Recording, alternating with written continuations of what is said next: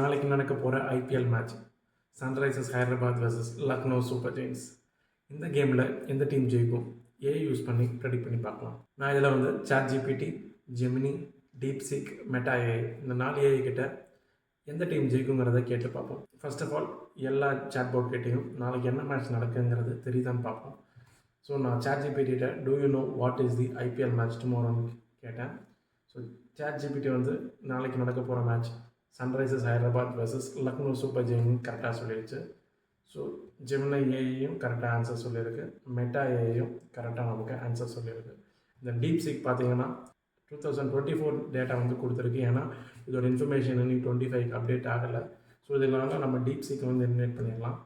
Coming to the prediction, according to you who will win the match அப்படின்னு கேட்டேன்.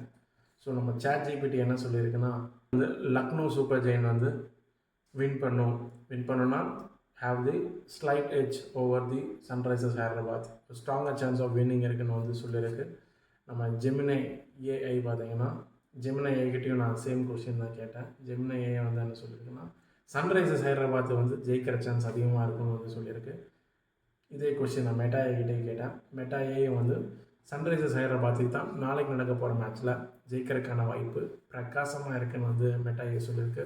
So பொறுத்திருந்து பார்ப்போம் எந்த ஏஐ வந்து கரெக்டாக predict பண்ணியிருக்குங்கிறத. See you on the next video. Bye bye.